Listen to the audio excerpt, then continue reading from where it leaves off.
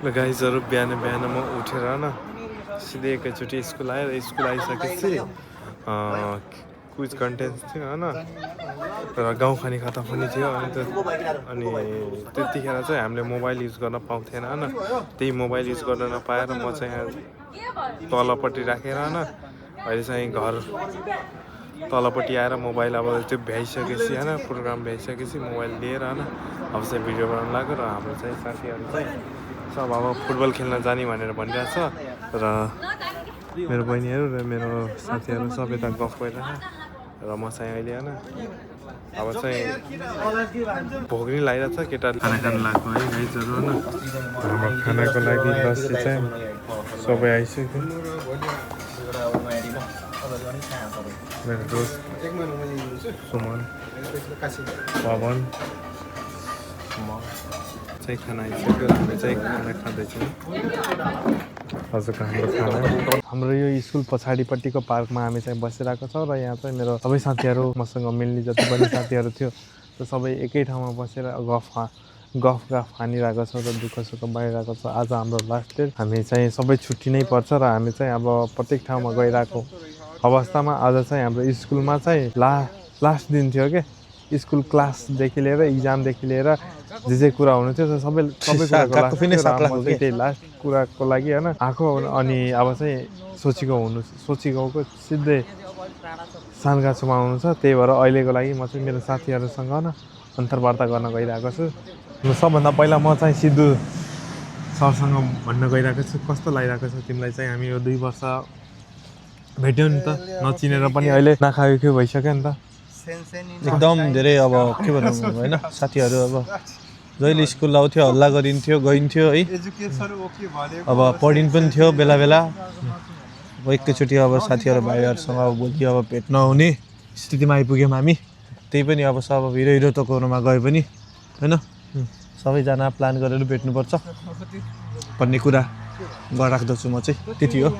धन्यवाद ल तिमीलाई चाहिँ के बोल्नु छ उता फर्केर सर्वप्रथम म धन्यवाद 2 वर्ष हाम्रो चाहिँ भेट भयो नि होइन 2 वर्षको अन्तरकालमा उता नजाऊ न यार यता मान्छे एकदम धेरै खुसी लागिरहेको छ है लामो समयसम्म साथीहरूसँग अब क्यामेरामा नजाऊ क्या जीवनहरू यापन गरिराखियो है यो ठाउँलाई अब बिर्सन सकिँदैन साथीहरूलाई नि अब बिर्सन सकिँदैन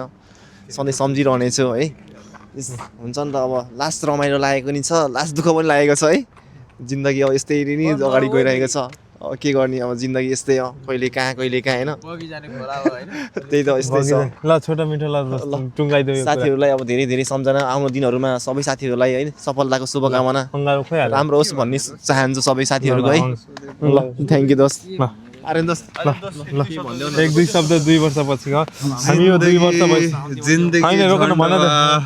जिंदगी झंडवा फिर भी घमंडवा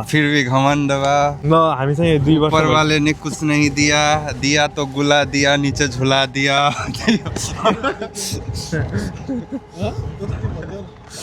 ल हामी चाहिँ अब 2 वर्ष भइसक्यो नि त भेटेको होइन 2 वर्षपछि चाहिँ हामी यस्तो नखाएको साथी भइसक्यो होइन र तिमी चाहिँ हामीलाई के भन्न चाहन्छौ र अहिले चाहिँ नेपालमा चाहिँ ठिक चुनाव पनि भइरहेको छ त्यसको बारेमा पनि केही विस्तृत रूपमा भन्नु पाएको भए राम्रो हुन्थ्यो अब सर्वप्रथम साथीहरूलाई 2 वर्षसम्म सँगै पढ्यो सँगै रमाइयो दुःख मनाउमा खुसी भयो हाँस दुःखमा सुख दुःखमा त्यसको लागि धन्यवाद अब यहाँ पछाडिको लाइफ बेग्लै हुन्छ अब आफ्नो तर्फबाट मेहनत गर्ने हो अब राजनीतिक क्षेत्रमा के हो भनेदेखि अब म झापाबाट सधैँ चुनाव जितिरहेको थिएँ यसपालि बालन आएको छ बालनले मलाई हराउँछ कि भन्ने डर त लागिरहेको छ हराए पनि डर छैन यस्तै छ बालेनमा हेलो केपी ओलीजी बालेन भनेको भर्खरको युवा सबै अब युवा पुस्ताहरूको लोकप्रिय नेता मधेसको बेटा फेरि मधेसमा उसको धेरै नै सपोर्टहरू धेरै छ त्यही भएर हजुरको झापा र मधेस बिच केही हुने चान्स छ अब त्यसमा त खासै केही चान्स छैन अब बाले मधेसको भने म पनि झापा मधेसकै हो अब ऊ युवा हो भने म बुढो युवा हो तिमी बुढो युवा भयो ल मान्यौ मधेसको बालेन भएपछि तिमी झापा चाहिँ कसरी नेपालमा नेपालको बिच पहाडमा हुने चाहिँ झापा चाहिँ मधेस भयो भनेर मलाई चाहिँ यसको व्याख्या गरिदिनु पर्यो कि अब तपाईँ पहिले प्रश्न सोध्नुभन्दा अगाडि जानेर आउनुहोस् हजुर झापा पनि तराईमै पर्छ कसरी पर्छ त्यो पहाडमा हो नि त तर पहाडमा पर्दैन तपाईँ एकचोटि गुगल हेरेर आउनुहोस् हजुरको भनाइअनुसार झापा चाहिँ तराईमा पर्छ मैले माने ल गाइस म चाहिँ अहिले घर आइसकेँ मेरो बसन्ती यहाँ पार्क भइसक्यो म चाहिँ अब घर माथि चढ्नु लाग्यो हामी चाहिँ भर्खर उठेको है उठेर अब चाहिँ खानासाना बनाउन जान लाग्यो म र मेरो दोस्त प्रिय दोस्त यहाँ सुतिरहेको छ के छ ठिक छ यार यस्तै छ यार मस्त यार मजा लागिरहेको छ सुत्यो होइन फ्रेस भयो होइन सुतेर हाम्रो केटाहरू कहाँ छ थाहा छैन सिद्धान्तलाई चाहिँ हामीले चाहिँ केही खानेकुरा बनाएर फोटो मात्र पठाउने छ ल गाइजहरू म चाहिँ अब मोतीचुर कि लड्डु खान लाग्छु है गाइज होइन ल गाइज हाम्रो चाहिँ यस्तोमा छ है गाइज होइन अब चाहिँ यहाँबाट निकालेर एउटा चाहिँ मलाई एउटा पवनलाई एउटा चाहिँ उसलाई एउटा पठाइदिन्छु म मोबाइलबाट आऊ न यार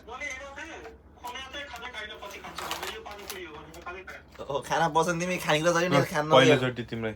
ए आरिगातो गोजाइमास खाउन पहिला धन्यवाद कस्तो छ दामी छ एकदम ल गाइज मेरो पनि अब ओ दोस्त धेरै मिठो छ नि त यार तिमी के खा जहिले छुट्छौ है तिमी यार यस्तो खाने बेलामा यार ले सुबह सादा खा ले सुबह सादा खा ले नखाइबे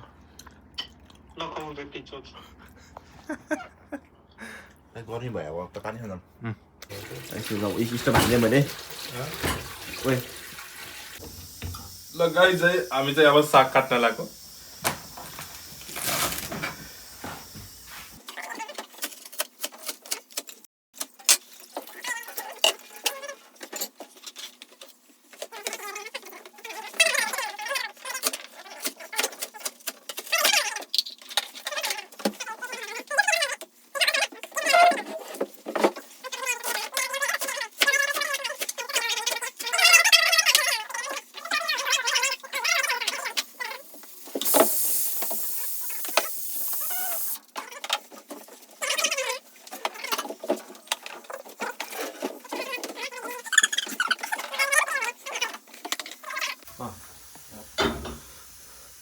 सागमा चाहिँ तेल हाल थोरै ठिक्क छ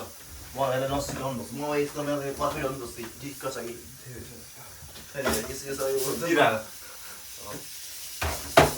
हामी चाहिँ सागमा चाहिँ प्याज हाल्दैन त्यही पनि हामी चाहिँ प्याज हालेर गरेको प्याज हालेको मलाई चाहिँ मिठो लाग्छ